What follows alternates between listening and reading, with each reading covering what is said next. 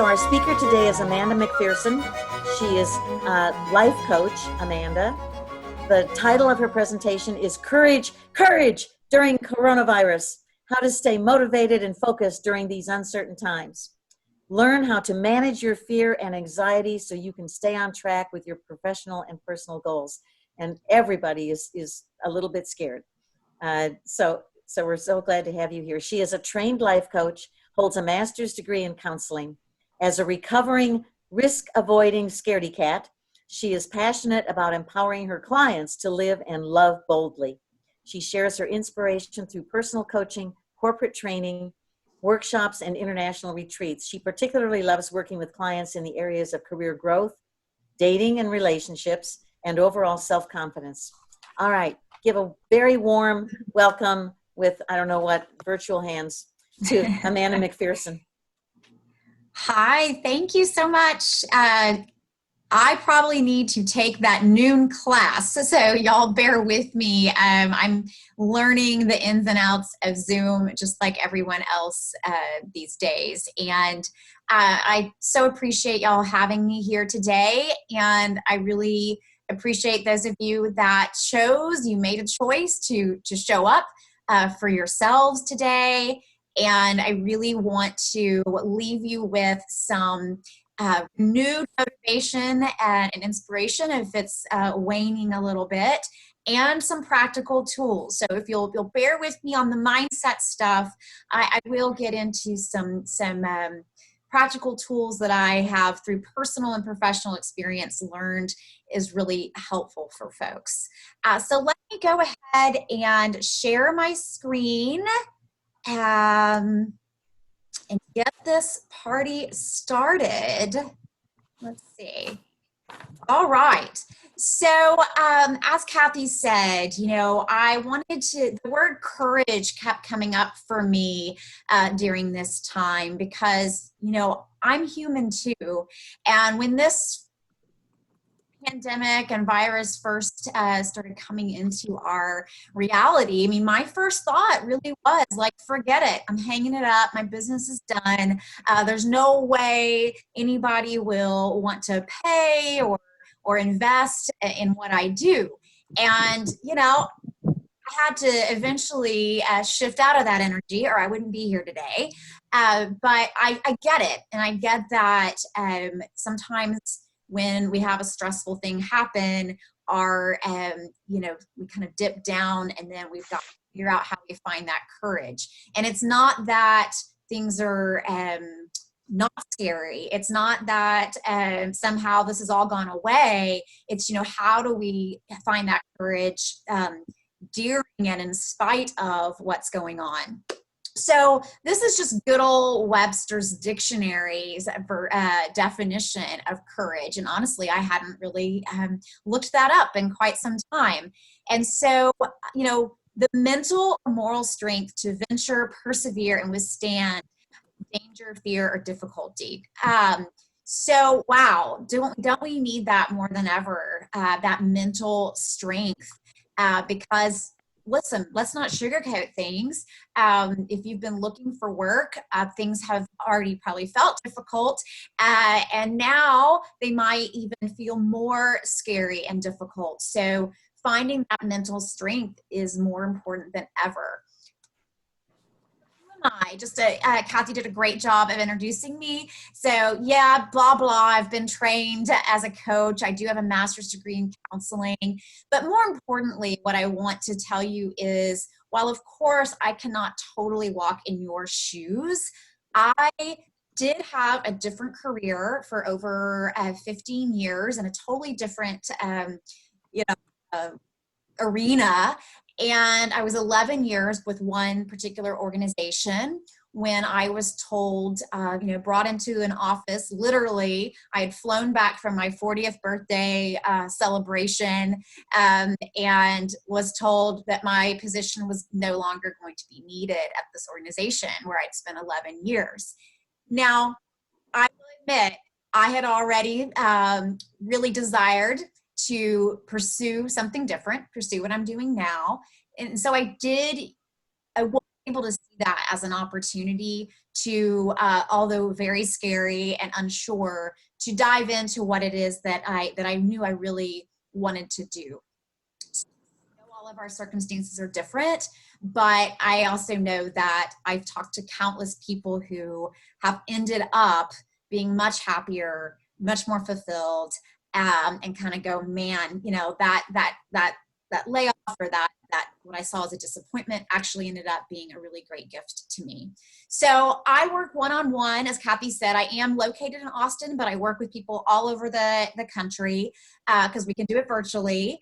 And I do one-on-one coaching with people if they really want that. I also do career groups, career courses, workshops. So if you like what you hear today or feel like I could be of help to you, whether through career or any other aspect of your life, please go to my website and you'll be able to sign up for a newsletter there. So let's get started. I just want to ask you, what do you think the qualities are of an ideal job seeker?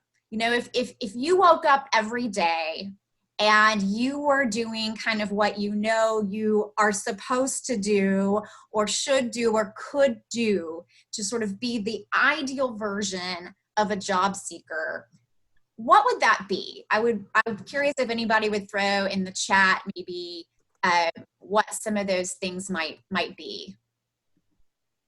And if somebody wants to like call them out, you know, or kind of share what's being, if there's something being thrown in the chat, that would be great.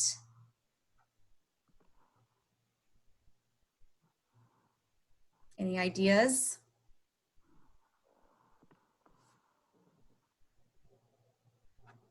Kathy, you're going to be on the chat? I'll be on the chat. Okay.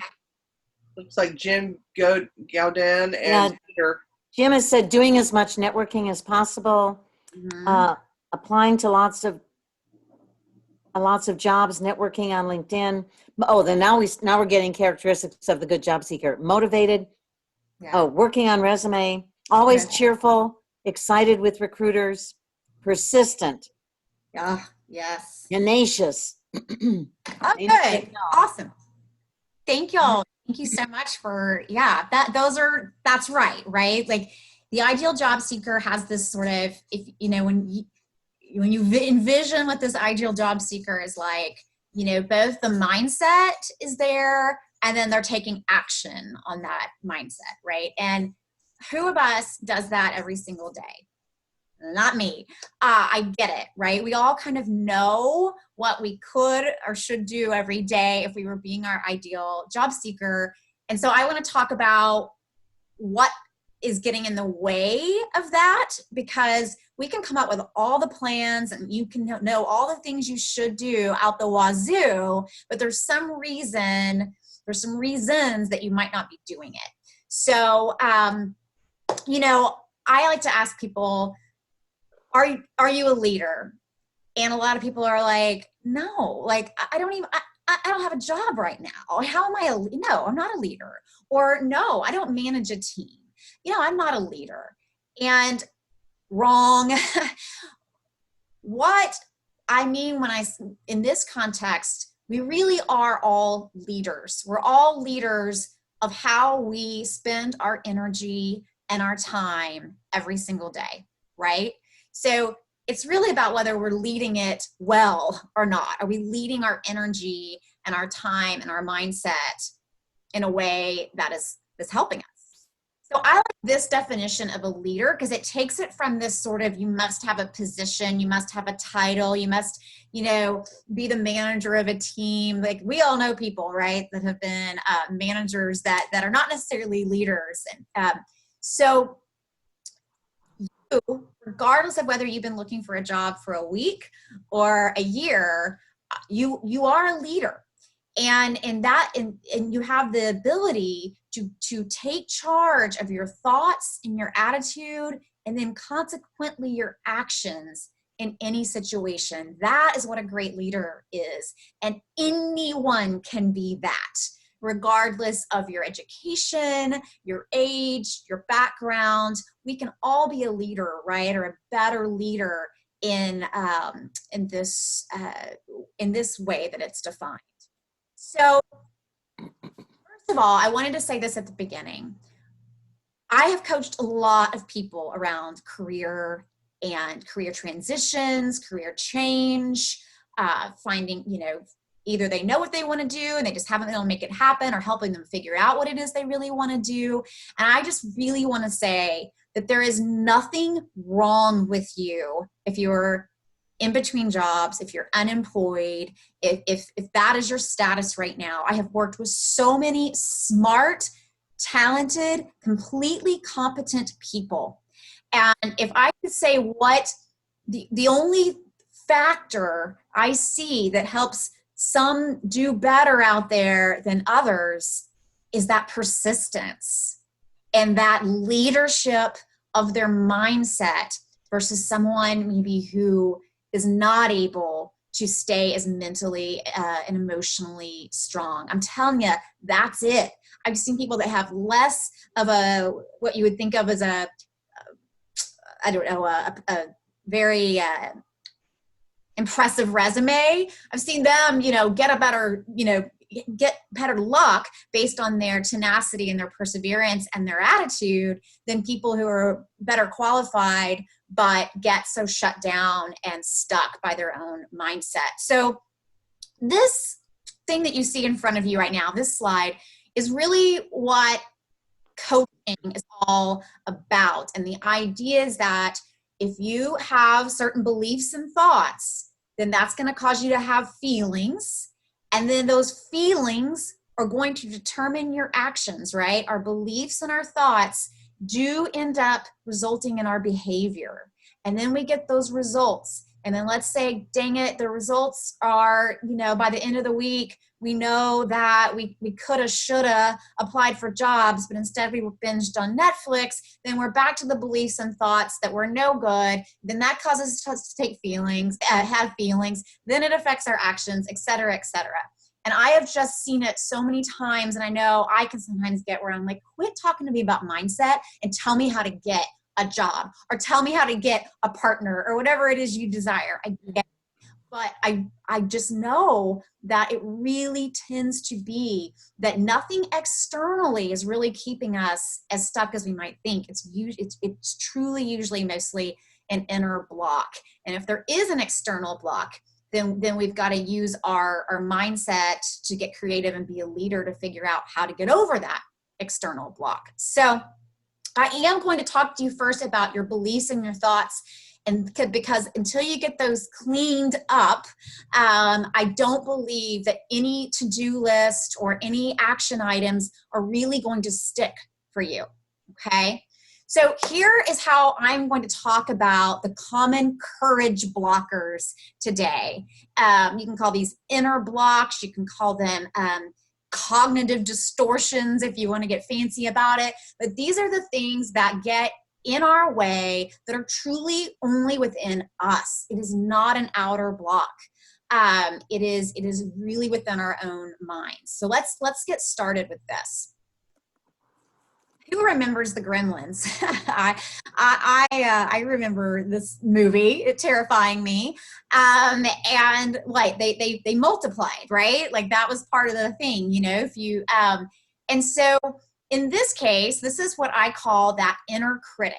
Okay. And I like to call it a gremlin instead of an inner critic in a way, because inner critic, that makes it sound like it's part of us, so then it must be true, right? Like, if I feel this, if I think this, then it must be true.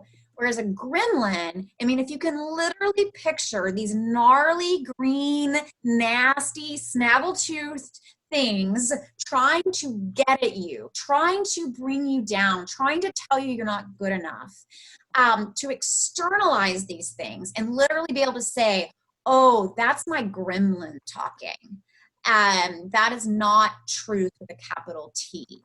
I have found, and my clients have found it really, really helpful to rename them and see them as they are. And I want to tell you this. If you are trying something hard, if you are trying something new, if you're stepping outside of your comfort zone, expect the gremlins. Like, They come with the territory, right? I know I used to think, well, if I feel insecure, if I feel inadequate, then that must be a sign to stop. That must be a sign that I really am not prepared for this. I really am not qualified. That's BS. That's a gremlin. That's, we could get into the deeper psychological reason why we have this sort of protection mechanism. But let's just call them gremlins, and let's just call them liars, okay, that are trying to tell us in one way or another we're not smart enough, we're not qualified enough, whatever that enough is for you. And usually we all have like the really strong gremlin voice. Like if we're honest, when we're tossing and turning, are worried about something, what is that gremlin? Is it about our age? Is it about our personality? Is it about our a past mistake we made or something? But in some way that keeps haunting you. The next one I'm going to talk about, and I see this a lot particularly with job seekers, because, you have had some disappointments probably. You have had some rejections. You have had, your emails not get returned. And you have gone to networking events and it's been a flop. So you're not making that up. I get it. But an assumption in this, when I'm defining it for you today, it is a belief that just because something happened in the past, it is going to happen that way again. Okay, you get it? Because it happened in the past, it's going to happen that way again. I see that shut down so many people. You see these examples here. They quit going to the meetup events. They quit sending out the emails to have a connection, a coffee connection, because 3 people didn't answer them. Well, that 4th one might, right? And that 4th one might be exactly who and what you need. And so you literally, if you can, have to adopt this sort of like childlike, like every day is a new day. I think in yoga, they call it a beginner's mind or something, right? Where you just truly, and it's hard, people, I get it. I have to do it all the time too.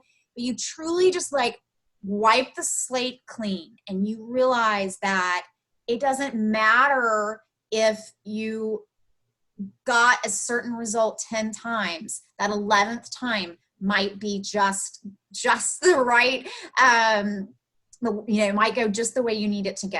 I think they say that people try to quit smoking like at least a dozen times or something, usually before it makes. So gosh, you sure wouldn't want somebody to give up on the 10th or 11th time, right? If the 12th time is what it takes. So really just challenging anytime you hear yourself say, oh, I've done that before. Nobody really helped me. Or, oh, I've worked for that kind of company before. I don't like it. Like we paint these broad brushes based on a past experience. I'm going to keep going through these and can definitely get into some dialogue.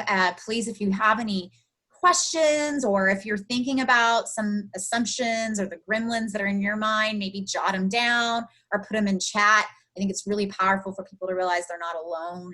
That we all have these things going on. Interpretations is another way that we shrink and our courage can go away. So we make interpretations all the time about when we walk in a room, right? We're sort of interpreting people's body language. We decide if it's a friendly environment or not. We decide what people think of us or not. And the problem with interpretations is a lot of times they skew negative, right? I always say, if you're spending a lot of time rereading an email or a text, or you're just playing over something in your mind, then and you're interpreting it, well, you're not interpreting it positively. You're interpreting it negatively, right? That's, if it doesn't even like bother us, it's like a blip on our radar screen if it's not something that is causing us to feel negatively. So, just be sure that you really realize that your past, things that have happened to you, people that you've met, like they skew your interpretations. And what I see sometimes is that people will just decide, well, I didn't get that second interview, because I was too shy, or because I didn't have this particular credential. But do they really know that? And so how you challenge an interpretation in a healthy way is that, first of all, you just allow yourselves to be open to the idea that you could be wrong. You could be seeing it through a lens that is skewed, and typically skews negative a lot of times about ourselves. And then to ask, anytime you can ask for specific, why was I not hired for that position? Or was there something in the interview that was, that didn't feel like a fit? Or, do it so that you can really know what you're working with. You don't want to go down this path of thinking it's because of A and it's really because of B that it didn't work out. So to do yourself a favor and clear up those interpretations. And the fourth courage buster or courage shrinker, if you will, is just an overall limiting belief about yourself, your life. And limiting belief is a phrase that's used a lot in coaching. And, basically it's a belief that limits you. So a belief that we all have beliefs, and some we want to hang on to because they serve us well. I believe that Tex-Mex is from, the heavens. I don't want to change that belief. But I also had beliefs around, I can't make money doing what I love. I picked that up somewhere, right? I picked that up from my childhood. I picked that up from my father. And I had to really, really look at that and go, wait, there are people who make money doing what they love. So that's just not accurate. Or I don't know how many times I hear it from my folks that feel like age is a thing. And I'm not saying it's not. I'm not saying, but I can provide a list to you of a lot of people who created their second or third chapter later in life, who make more, money now than they did, when they were 30. And so it's just not true. It's just not a true belief that, companies won't hire anyone over 50. I'm not saying that you can look at some numbers and some evidence and that it's a little skewed, but it's not a truth. And so what do? You have to push back against that, that kind of absolute belief, right? That absolute belief that won't even let you apply for the new job, or, reach out to the person that you would really like to talk to on LinkedIn, because you think that's creepy, or whatever belief you have. If it's limiting you, that's a problem.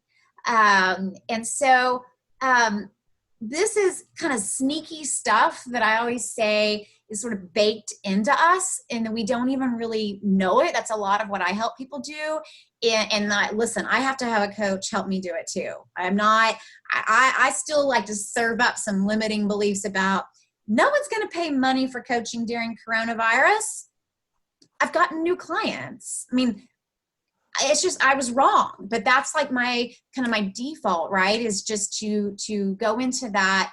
And it's based on my upbringing, my limiting beliefs around money, my limiting, right? So bringing those forward is really, really an important part of the process.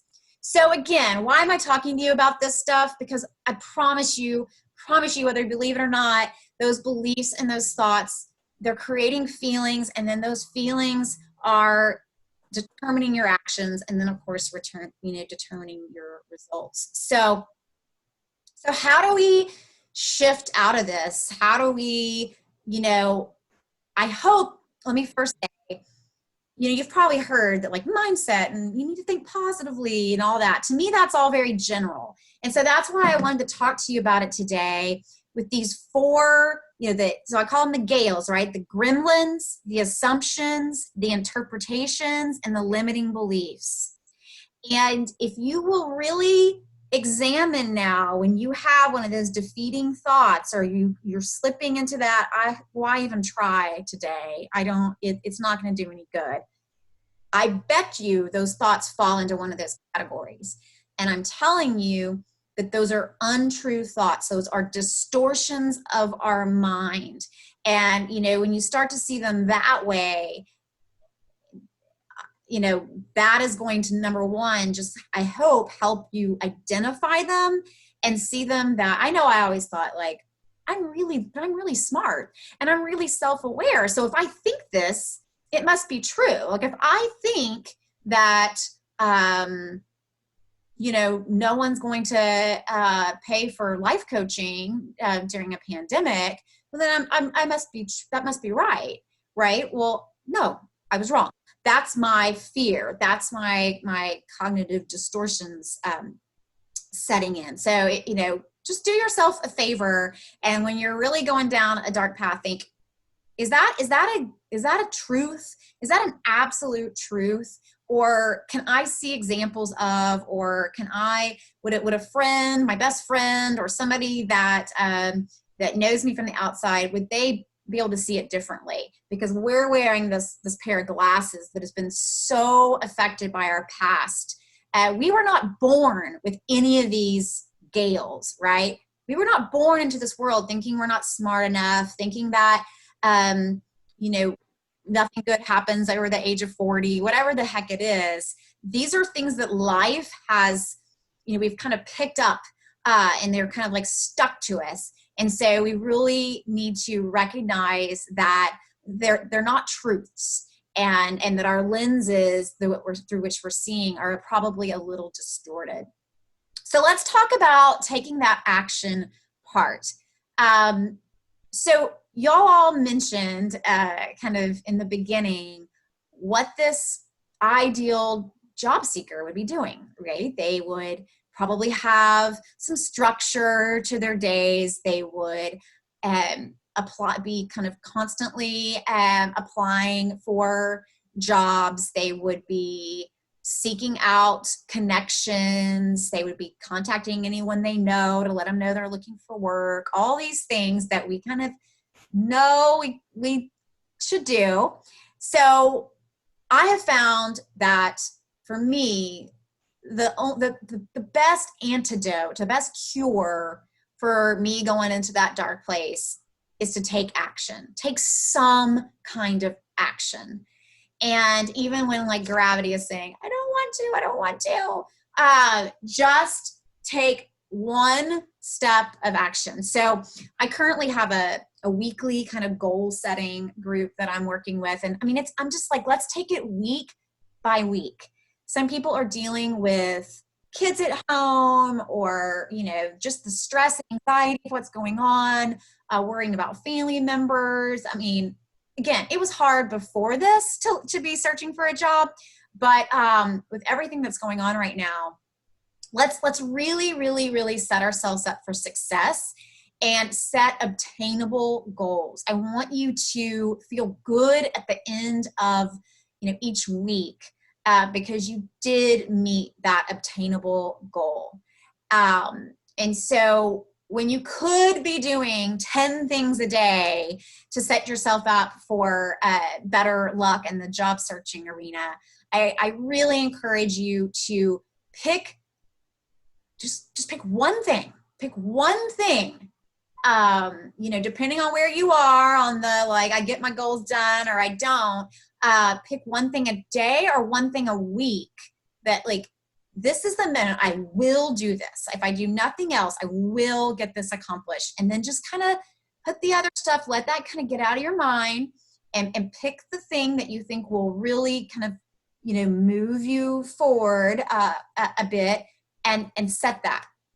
I also have found, so I'm going to be a fraud if I act like I miss like organization, use every minute of my time efficiently. That is not true. I need all the tools and all the help to keep me doing the work that is kind of less fun for me. Like, I like this and I like talking to my clients, but there's so much like back end stuff, right, that I could and should be doing. So I have to work in small increments of time. If I tell myself, oh, I'm going to work for 5 hours on this project, like, I'm not going to do that. My brain's going to go, that does not sound like fun. Let's not do that. Let's figure out all the ways you can avoid it, like including like sorting my sock drawer so that I don't have to do, this overwhelming kind of thing. So I really encourage you to use, I've been using kind of that, I think, the Pomodoro method, where you work for 25 minutes, you take a 5-minute break. You work for 25 minutes, you take a 5-minute break. Because I can sort of tell myself, I can do anything for 25 minutes. Like 25, I mean, I can do anything. I can send that email. I can update the website, whatever that is, for 25 minutes. So I encourage you to think about if that would be helpful to you. And again, just own, if you have trouble, making yourself do some of these things you want to do that would be better, would help you, but they kind of feel like taking a spoonful of medicine, right? Then just own that. Just own that. Like, I am not a super just self-disciplined individual when it comes to the not fun stuff. So I have found a couple of accountability partners, and while we can't get together in person, we literally get on a video call and, just sort of say, okay, I'm going to work for 25 minutes. We'll check in 5 minutes. And then we just go off and work. Like, that's how much I need accountability, that I need to sit on a Zoom call with other people just to know we're in it together. But you know what? I get the work done more that way. I absolutely get the work done more when I do my co-working, accountability co-working, than when I don't. So, don't feel like, oh, like, what's wrong with me? Why can't I just sit in this office that I've maybe created and this space that I've created and just work all day? Like, just own it if you can't. But then it is up to you to figure out, what do you need? It's okay to put bumpers in the bowling lane, right? If you need them, like, get your bumpers and figure out how you're going to get it done. So that really concludes my just blabbing at you part of the presentation. I do, like I said, I do help people individually, but I also, especially with what's going on right now, have been offering a lot more kind of virtual and group offerings. So check out my website. And as Kathy mentioned, I really mostly focus on sort of career and helping people with that. Both the mindset stuff and the practical action items. I also have a passion for working with people who are struggling with finding the partner that they want, or navigating the dating scene. I think both looking for a job and looking for a partner are not for the faint of heart. So there's some similarities there, right, of having to sort of get rid of some of those gales and keep trucking on. And the other, and you can always email me directly if you have any questions. That's my cell phone number, if you wanted to reach me that way. And let's see, with that, and feel free to like take a picture of the screen or something. That's sometimes the way I save information. So with that, I'm going to start to share. What are your thoughts? Anybody willing to share their gremlin? Well, Amanda, I have a question. This is Kathy. Yeah. I have a lot of people that I work with who are they're stuck, and I know part of this comes from depression, where the whole take action piece is really difficult, and yeah. They've been looking for a job for a long time, and they've been looking for a job for a long time, and they keep trying the same things, or they try different things and they haven't been able to connect. And then they just, they're self-defeatist, and then they're paralyzed. They can't get started on anything because it's what you were saying. They anticipate that it's not going to go well because that's what their history for months and months and months has led them to believe. Yeah. No, it's, and again, I should also say, I know some people, if it's gone into a clinical, depression kind of thing, of course they need to really look at all the things that are available to them as far as medication and therapy and all of that. And I think that I just want to say, and I am fortunate that I get blue days. I don't get full-blown depression. And I know that I'm fortunate that, mine tends toward the anxiety side than the depression side. But, I think that when I work with people that are kind of in that stuck state, I say, what are you doing to fight for yourself? And sometimes that kind of different energy is what they need to hear versus, oh gosh, yeah, it's bad. And, and I say that as somebody who, again, when something goes badly for me, I do tend to kind of get down on myself, get down on life, versus sometimes we need to shift into kind of anger, like a little bit of, I'm going to fight for myself. I'm going to fight, I'm going to be mad that and I'm going to use that energy to propel me forward. But it's, and then if I also find that paralysis, right, does sometimes come from thinking I've got to eat the whole elephant at once. And if they could just commit to, again, like I said, one thing a day, it tends to kind of then grow because, again, I could talk about this forever, but I mean, most people come to me because really deep down, they have a lack of self-esteem or self-worth. And I always say, like, we could talk about that all day long and we can read the books and I'm here for you and I will talk to you. But you kind of gain that by doing things that make you feel good about yourself.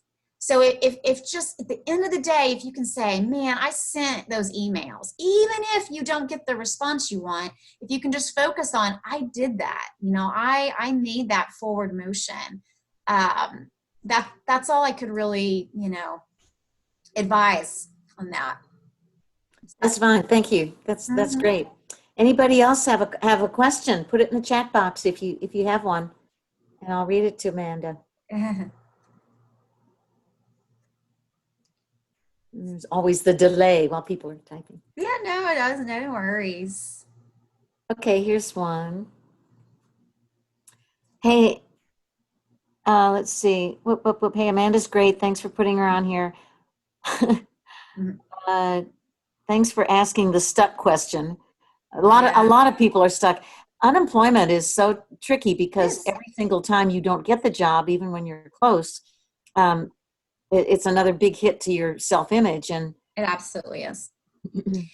Like I said, I mean, I can't think of other than being out there and being rejected or feeling, in the kind of looking for love department. I mean, it has the same, that's why I don't take this lightly, that it does a number on people. It does a number on your, it can do a number on your self-esteem and your self-confidence. And so again, if you can really, and I mean, it's a practice, but if you can really try not to take it personally and realize that, like I wanted to say, right, there's nothing wrong with you. Like this is the landscape. It is hard to get a job right now, I'm sure. Or if in Austin, people always say, it's really Austin. Everyone wants to live in Austin, right? Or whatever. But so just if you can kind of look at it that way versus I'm a loser, there's something wrong with me, they're not choosing me. I mean, again, I sit in front of clients all the time and I'm like, there's nothing wrong with you. Mm-hmm. So here's another one. This person has said there's so many high priority things, and that's what happens too, especially when you first lose your job. You're drinking from a water hose because there's so many meetings you have to go to and things you have to do and things you have to create. And she says it's Mhm. difficult for me to even figure out what to focus on, much less Mhm. excel at a task. And then Yeah. And I think the same, right? Every day I wake up, there's like 10 things that people have told me I could do to build my business and make it grow 10 times and all that.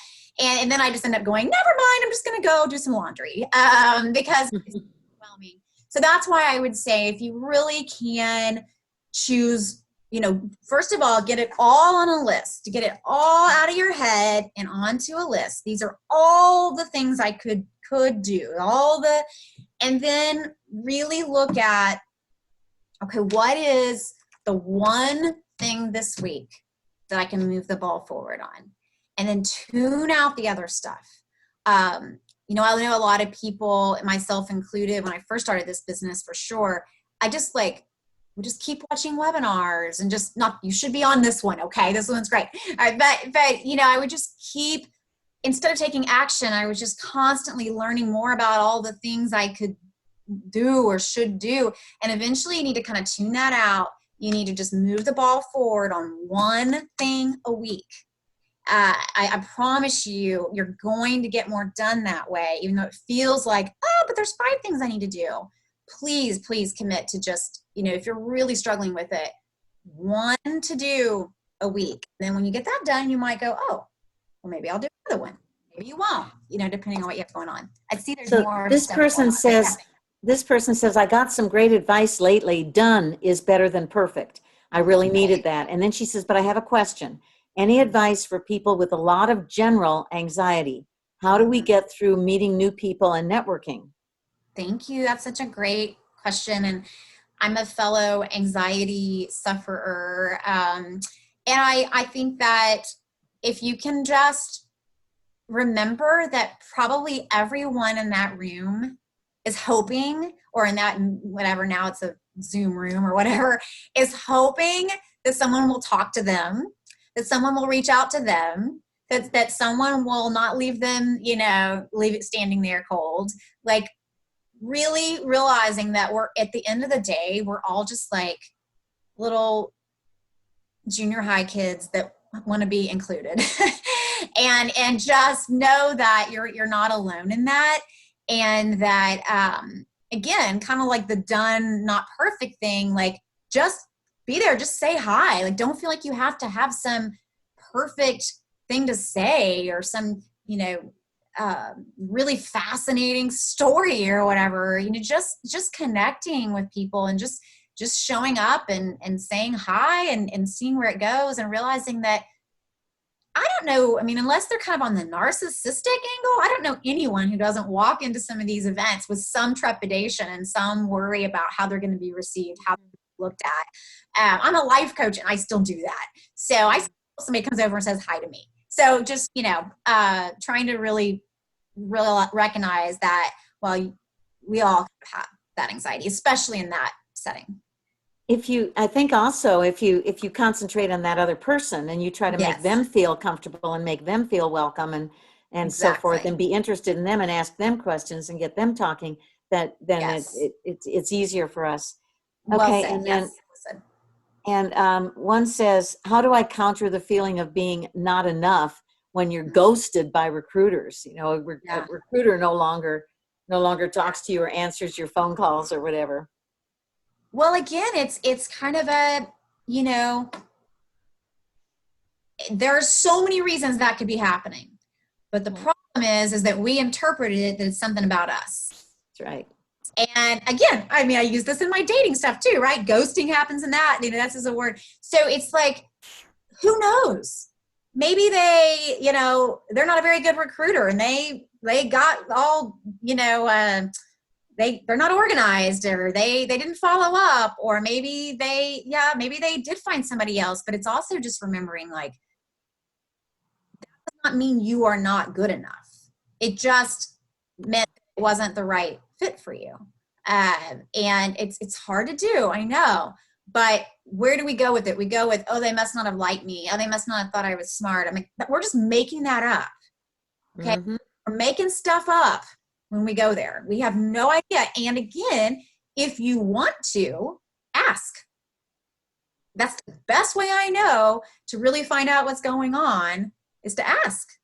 Was there something that I could have done better? Was there something you needed from me, right? That is an empowered way. The disempowered way is to go down the rabbit hole of, oh my God, I must not have been smart. I must not have been good. I must, Yeah. Here's another one. The amount of people looking for jobs right now versus the number of jobs available to apply for. How will I stand out? Yeah, that's Tough. it's a very great question. And, there's probably people that might be able to answer that better. I'd love to hear anybody else talk about their experience, or hear you, Kathy or Shannon. But, and again, it's kind of a new landscape. I get it. Not kind of, it is. But when I was working with my clients kind of pre-coronavirus, it really was them making a special touch with somebody, or, making a phone call versus just send it into the black hole. And I know people are like, we don't want that phone call.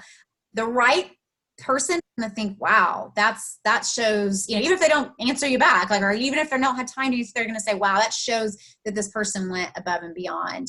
I think, it is a time to think creatively, right? About, what do you have, Jay Duffy means, what do you have that does make you different? And that might be a personality thing. That might be I remember, I'm just gonna tell a quick story. I remember this man that got hired at the company I used to work for. And he got the job because he, I guess, made it clear in his interview, or maybe in his cover letter, he made it clear that whenever he had had some, he had lost another job previously or whatever. And that man, who had been like a high ranking military man, he went and washed windows. He would go to businesses and ask to wash windows to make money.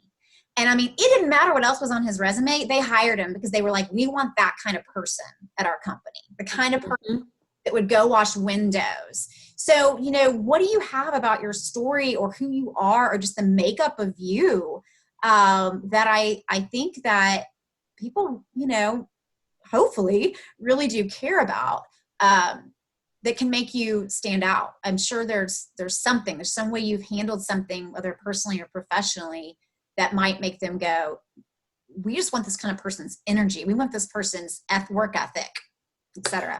And I really do think that sometimes lots of companies are going to look at that and say, oh my gosh, this guy was a window washer. We don't want him at our company. You have to find the right company. You have to keep looking. And if it doesn't feel right, it's not right. But the right company, if you have that mindset, the right company is out there. I just Absolutely. have to keep looking because it's there. So Here's another one. How do you keep your confidence when it appears that you have to change your resume over and over? It's almost as if it's never good enough. Well, I hear a few things in there. Like, sometimes we do have to accept a certain reality that, so if it really does seem like you have to keep tweaking your resume, do it. I mean, that's kind of a tough love thing, but don't let that be seen as there's something wrong with me. See it as it's just part of the territory that comes with this climate and the day and age we're living in. And again, it's not about really what happens to us, right? It's about how we process what happens to us, how we let it think about what do we say about ourselves. And so, number one, if you can shift out of that energy of, this is defeating to me. This is something saying I'm not good enough, versus well, I guess this is what it is in 2020. And then the hard times, I'm just going to have to do that. And again, just recognizing that none of this is about your value as a human or how smart you are or whatever. It is just what it is out there. I'm sorry I keep bringing it to this, but people will tell me I hate dating. It's such a horrible, and I'm like, it is a hard process. Yes, it is frustrating. Don't expect it to be any, don't feel victimized by it. Everyone's going through it. It's not about you. It's not that something's wrong with you. It's just the landscape, and really just kind of getting out of, I hate to use this word, but I do it too, that kind of victim mentality, and getting that just sort of, this is what it is. And so how am I going to take it on today? Because it is not about me. Everyone's having to do this. And the people that are going to persevere are the ones that don't let it take them down that dark thing. And they just say, okay, this is what's required of me. This is what I'm going to do. So this one, somebody said to Jay Duffy, somebody said, I don't see my fellow job seekers as competition. I see them as collaborators. And then in order to stand out, somebody else said, be a unicorn. And so this is sort of what happens with this group, is that everybody gives advice. And that's what a job club is supposed to do, is, so I feel your pain and I know where you are. And what worked for me was, look at people as collaborators, and not necessarily as competition. Easier said than done by some people, but at any rate, there's that.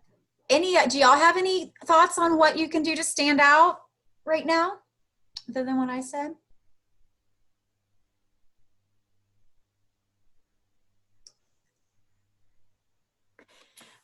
One of the things that we teach people is that, especially if it's a job that you really, really want, and a company that you really, really want to work for, that you need to spend a lot of time doing research. Sure. So that you know what's going on in the industry, who the competitors are, why their product is the best.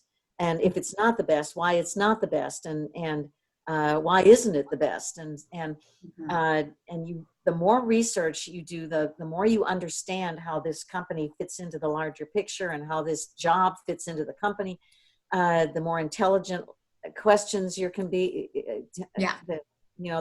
Then you can, I think you stand out from the people who only know the job description or only care about the salary negotiation, and they don't really care about the company per se. That if you can show that you understand strategically where this company lies and what the forces are that cause it to be successful, what the pain points are of the company now, so that you've really studied it, and then you come in with this company empathy, really.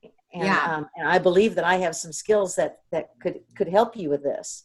Right. Even have some maybe ideas, presenting them kind of, of course, in a collaborative way, but like, here's even some thoughts I've had about, where I can particularly help. I think, it really stands out. And, I think a lot of people play safe in the job search. And, again, they're like, well, I'm sending everything in on Indeed or whatever. And it's like, I'm not saying don't do that, but try to think like, what is something outside of my comfort zone? If it's that I really love this company, can I send them something on LinkedIn, or can I ask for coffee with somebody? Like, just why not? It may go unanswered. What if it doesn't? I'll tell stories, right? We all know somebody who like did something kind of out of the box, or, sent somebody some top breakfast tacos and said, let's have a chat. Just why not?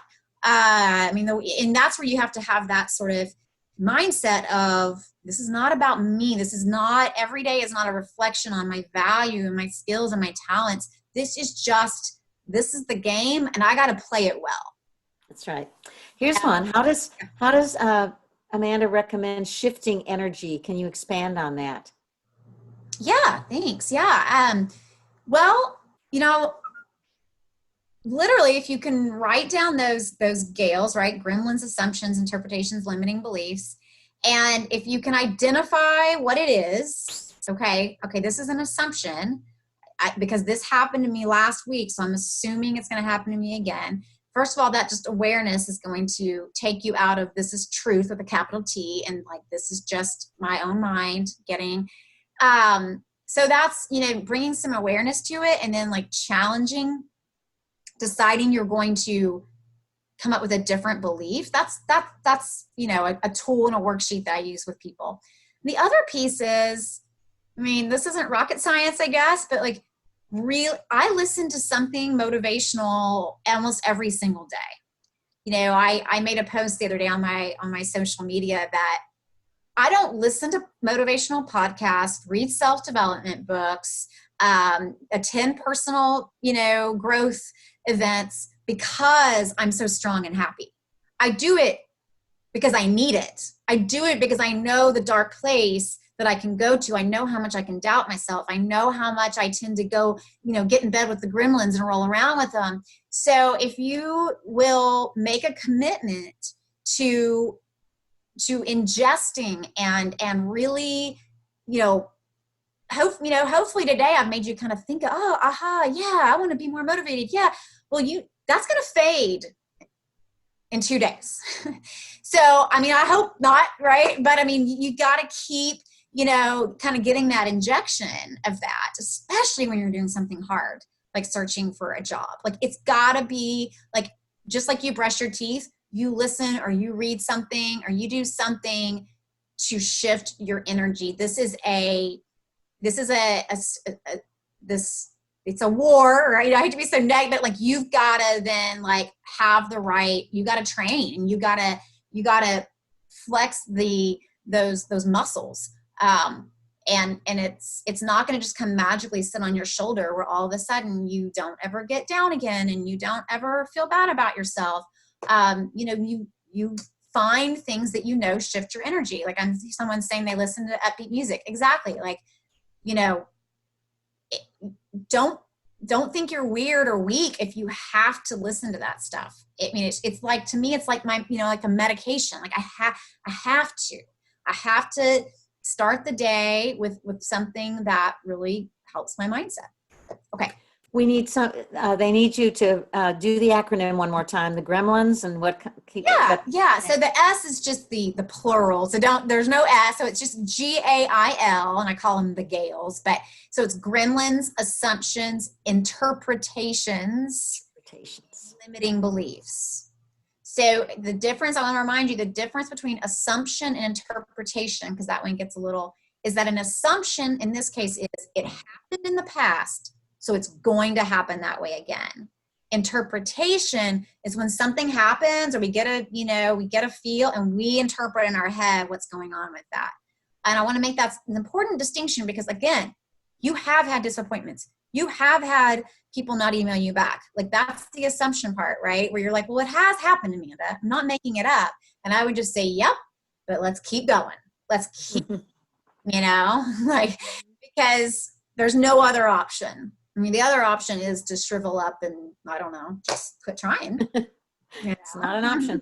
And then someone wondered if you could recommend motivational speakers, like if you listen to TED Talks or motivational speakers, who resonates with you?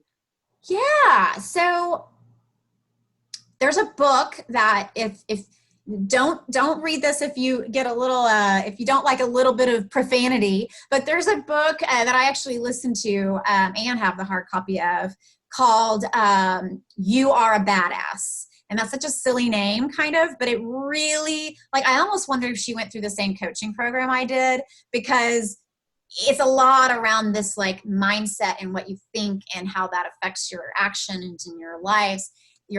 So I would recommend that. Her name is Jen Sincero, Jen. I can write it here, I guess.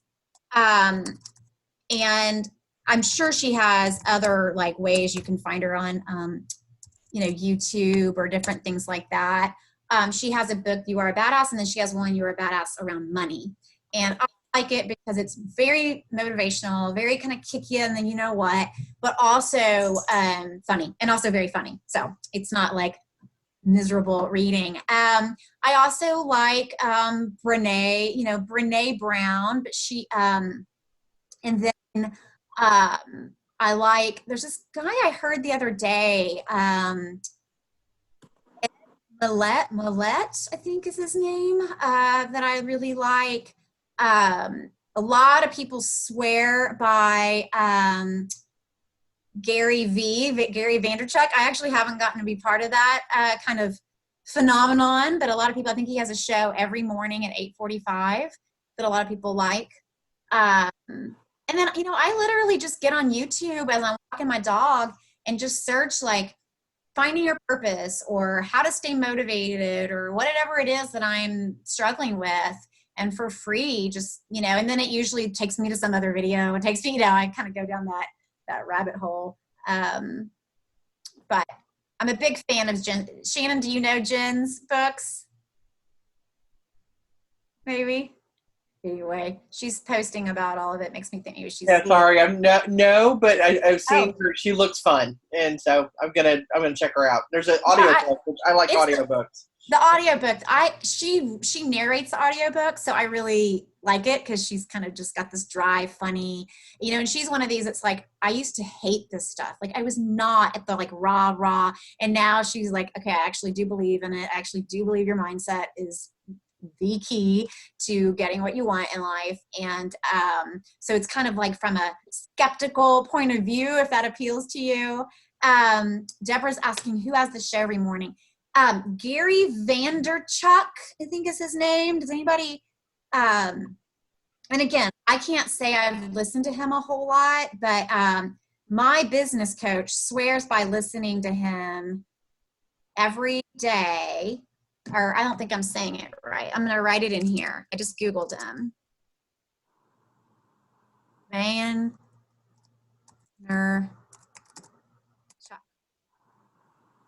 Gary V. Yeah. There. Okay. Shannon's doing it.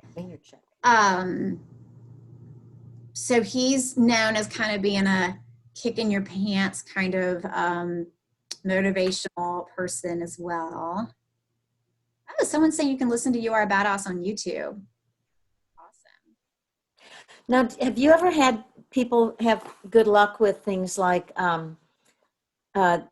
really changing attitude things or getting unstuck by the whole neuro-linguistic programming thing where they say, I'm going to get this job. I am a fabulous candidate. That all of that stuff where you speak success talk to yourself. Absolutely. Yeah. I think a lot of people, that definitely helps if that takes them into action. I mean, I'm a big believer in all the positivity out the wazoo, but you got to take that action. But if that helps get you into action, if that helps, again, without our beliefs and our feelings being right, we're not going to take that action. So I will admit, I have never been good at the mantra, the meditation every day. I try, I do it in fits and starts. For me, what took me from kind of knowing what I could or should do and kind of was, yes, positive kind of stuff on myself, and then taking those little steps of action, which then fed back into that feedback loop of, oh, you can do this. Oh, you are self-sufficient. Oh, you will do hard things. And then it just sort of, created this feedback loop. So I'm a believer that, we've got that without that kind of feedback loop of taking action. If you're someone who stays stuck in your head a lot, that whole just talking and thinking about it may not get you where.